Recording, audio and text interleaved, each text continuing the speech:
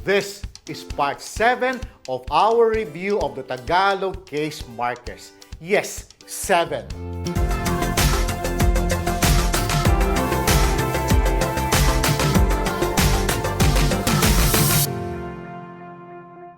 Kumusta po kayo? Welcome back.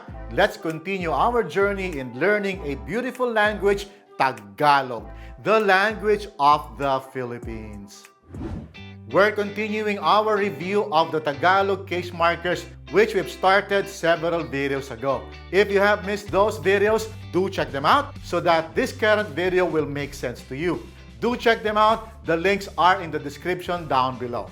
In Tagalog, case markers are used to help a noun stand and help announce what that noun is all about.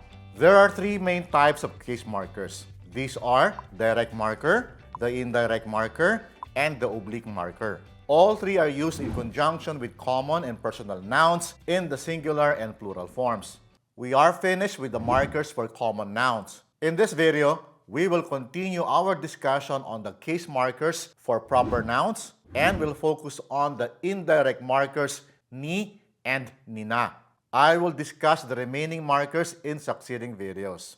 So, tara, simulan na natin. But first, please be sure that you are subscribed if you're still not by simply hitting the subscribe button and the bell notification button so you'd be updated of new videos. Alright? Indirect markers are called indirect because they are not the focus of the sentence. The easiest way to understand what ni and nina do is to think that they are the Tagalog equivalent of the preposition of and the possessive apostrophe S in English. In our lesson on the indirect marker ng and ng mga in episode 111, I talked about these examples. Ang libro ng bata, the book of the child, or the child's book. If we convert them into the plural form, then they become ang mga libro ng mga bata, the books of the children, or the children's books.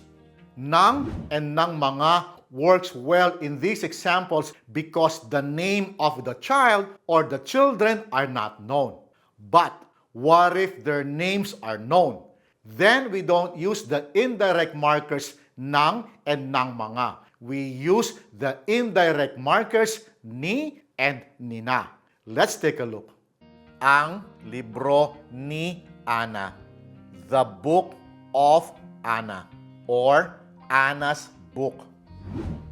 Ang mga libro ni Ana at Liza, the books of Ana and Liza, or Ana's and Liza's books. So, ni and nina are markers that convey possession of an object by a proper noun or nouns. There is a name or names of persons. Look at ng and ng mga as possessive markers for unnamed common nouns and ni and nina as possessive markers for named proper nouns. Let's have a look. Ang bahay ng babae, the house of the lady, or the lady's house. Ang bahay ni Marie, the house of Marie, or Marie's house. Ang kotse ng lalaki, the car of the man, or the man's car. Ang kotse ni Peter, the car of Peter, or Peter's car. Ayos ba? Madali lang, di ba? Let's try some more complete, simple sentences. Ang tali ng aso, the leash of the dog, or the dog's leash. Ang tali ni Yuki, the leash of Yuki, or Yuki's leash. Ang baril ng sundalo, the gun of the soldier, or the soldier's gun. Ang baril ni Sargento Ramos, the gun of Sergeant Ramos, or Sergeant Ramos's gun. Now, Let's try the indirect marker ni na for plural objects. Ang mga bag ng mga dalaga. The bags of the young ladies or the young ladies' bags. Ang mga bag ni na Erica at Andrea. The bags of Erica and Andrea or Erica's and Andrea's bags. Ang mga laruan ng mga bata. The toys of the children or the children's toys. Ang mga laruan ni na Anton at Edwin. The toys of Anton and Edwin or Anton's and Edwin's toys. Ang mga libro ng mga estudyante. The books of the students or the students' books. Ang mga libro ni na Ana at Liza. The books of Anna and Liza or Anna's and Liza's books. Ang mga sinabi ng guro. The things said by the teacher or the teacher's statement. Ang mga sinabi ni Ginang Santos. The things said by Mrs. Santos or Mrs. Santos's statement. Ang mga ideya ng mga eksperto. The ideas of the experts or the experts' ideas. Ang mga ideya ni na Professor Cruz at mga kasama. The ideas of Professor Cruz and colleagues or Professor Cruz's and colleagues' ideas. Ayos ba? Hindi naman mahirap ang paggamit ng ni at nina. Using ni and nina is not that difficult. Now, let's expand our examples to include an adjective for more complete sentences. Let's go. Ang bahay ni Marie ay marangya. The house of Marie is luxurious. Marie's house is luxurious. By now, you would know that Tagalog is a flexible language. This example in the subject first pattern is a bit formal. Let's flip it into the predicate first pattern, which is more casual and is the default sentence pattern for conversational Tagalog. Marangya ang bahay ni Marie. The house of Marie is luxurious. Marie's house is luxurious. Let's have some more examples. Ang kotse ni Peter ay maporma. Maporma ang kotse ni Peter.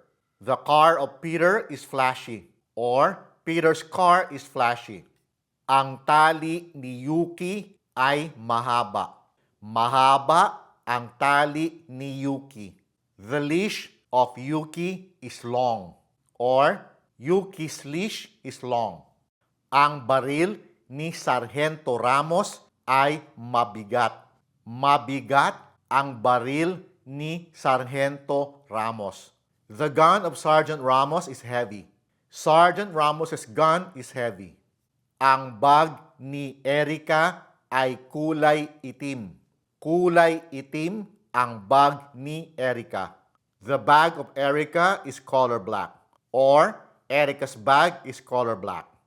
Ang bola ni Anton ay luma na. Luma na ang bola ni Anton. The ball of Anton is already old. Anton's ball is already old. Ang lapis ni Ginang Santos ay hindi na matalas. Hindi na matalas ang lapis ni Ginang Santos. The pencil of Mrs. Santos is no longer sharp. Mrs. Santos's pencil is no longer sharp. Ang libro ni ate ay mahirap basahin. Mahirap basahin ang libro ni ate. The book of elder sister is hard to read. Elder sister's book is hard to read.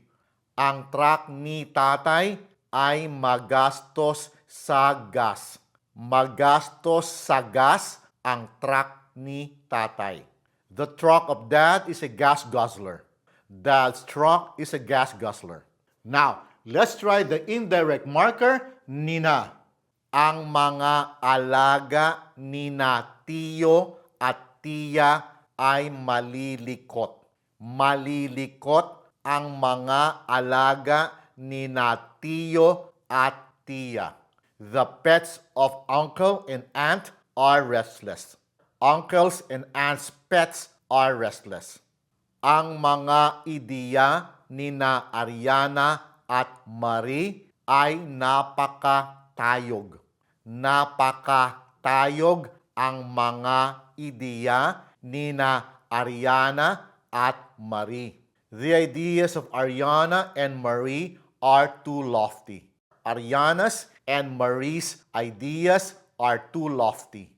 Ang panukala ni na Rosa at Nida ay hindi katanggap-tanggap. Hindi katanggap-tanggap ang panukala ni na Rosa at Nida. The suggestions of Rosa and Nida are not acceptable. Rosa's and Nida's ideas are not acceptable. Ang mga sinabi ni na tatay at nanay ay nakakagulat. Nakakagulat ang mga sinabi ni na tatay at nanay. The statements of Dad and Mom are surprising. What Dad and Mom said is surprising. In our lesson on the direct markers SI and SINA, we have learned that they are used to mark the name of a person, or it could be a pet or any other living thing that is assigned with a name.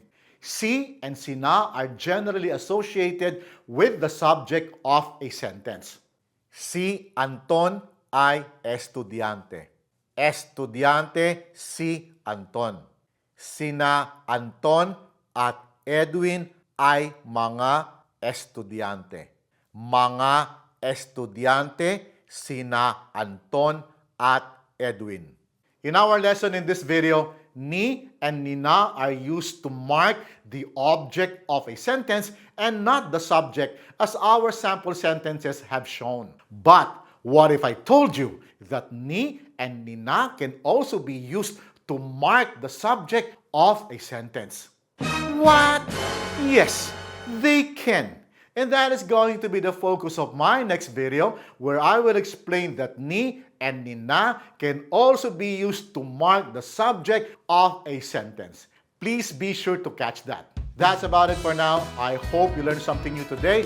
And if you did, please hit the thumbs up. Please like this video because that will help this channel grow. Alright? I will see you again soon. Maraming salamat po at hanggang sa susunod.